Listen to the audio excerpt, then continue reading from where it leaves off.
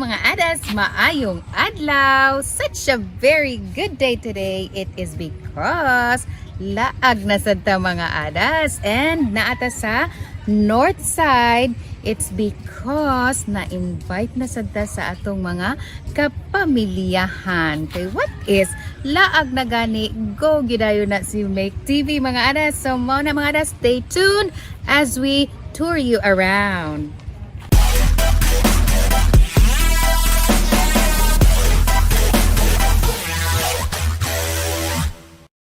And mga adas, mao ni siya ang leftmost area sa resort, facing ta sa dagat.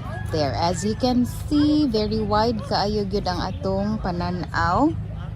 And that area there, under ana niya, if manotice ninyo na siya ramp, mura siya kanang pag-ingnon pa nga open ang ilawom. It's because once mo mag high tide, musulod diha ang tubig. Diha sa kanang, diha sa kubo ato itawag na. It's because kanang, and abi ninyo mga adas, grabe ka presko ang lugar. There mga adas ha, kana siya nga kubo diha, usa na sa amo ang gistayhan, diha magpundok ang family kay ngano presko kayo na din ha. And do not mind na lang sa mga gipang high. It's because it's our third day na today. Wa gyud mi nakahuna-huna og shoot at first kay among gi-feel ang moment, among gi-feel ang area, which is very much nag-enjoy mi tanan. There, that area there mga adas, another resting area. There's the restroom ang inyo makita. And pasensya na, it's because this area here, or kani gyud mismo nga lugar, kani nga resort, this is still under renovation. Bisag wa pa mo nang ni-attack gyud ang kapamilyahan, the Ahos family. It's because among ganahan gyud mi nga among i-experience while ingon ani pa. And besides sa restrooms mga adas, mao na siyang gitawag nga TP house, which is very cute kaayo kay ngano pwede ra gyud dito ka diha mi magstay ang uban, pero ang uban na agyud sa gawas, na agyud sa dagat hapit.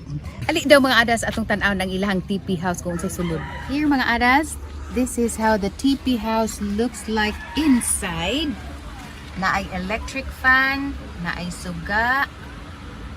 And di na lang na mo i-focus og maayo ang sa ubos. It's because na ay na tulog mga adas. There. And itong foam.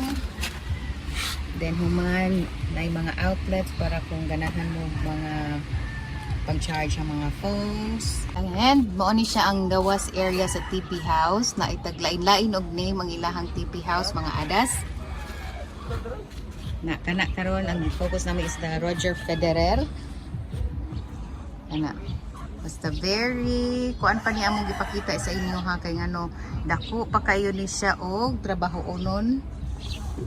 There. Tapad sad sa TP house mga adas, naa ninyo makita ang tennis court. So prior to mag-swimming, gusto mong magpasingot, play tennis, diha, dara din ha, mo na nga area. And it's because the owner herself is into tennis, so mo nang naagyo, dili mawala ang tennis court. And for those of you nga dili ka mao mag-tennis, don't worry, kung ganahan mong makaton, naa sila in-house coach, nga per hour asad ang bayad mga adas. I am not so sure with the exact price, pero depende ra gyud sa inyo ha, kay kuan ni siya by appointment.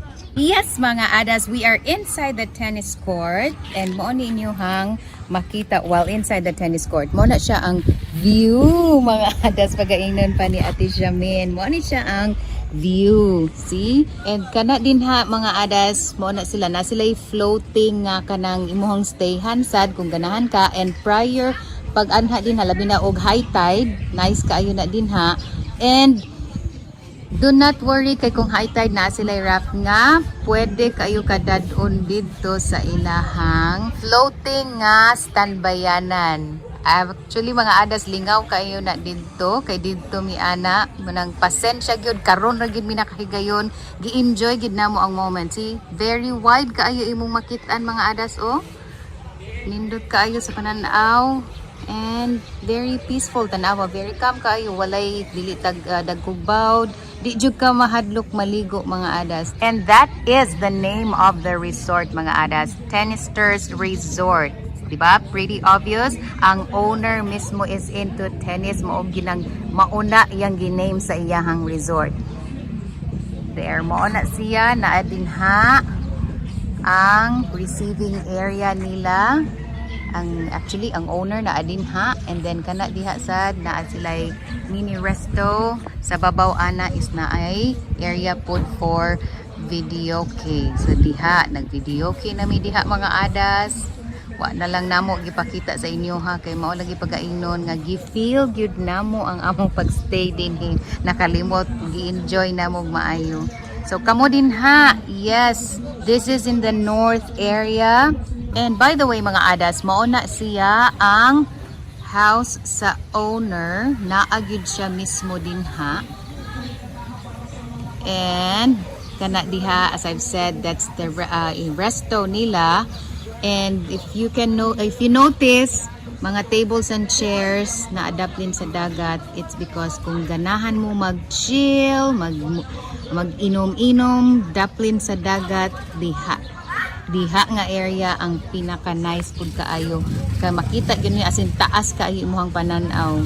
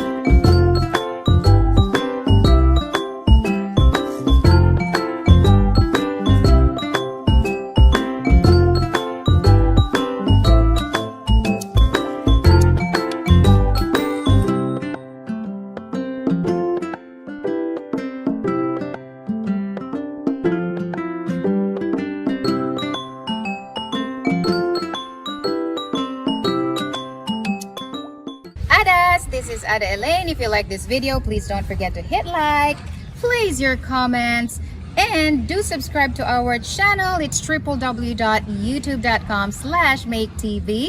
Hit the bell button para updated mo sa among mga upcoming nga mga video uploads. And the details will also be on the video description sa kaning ato ang gi-feature nga resort karon. And this has been Ada Elaine once again. Thank you so much everyone for watching Make TV. Bye bye. Mwah. Didn't even get to cross.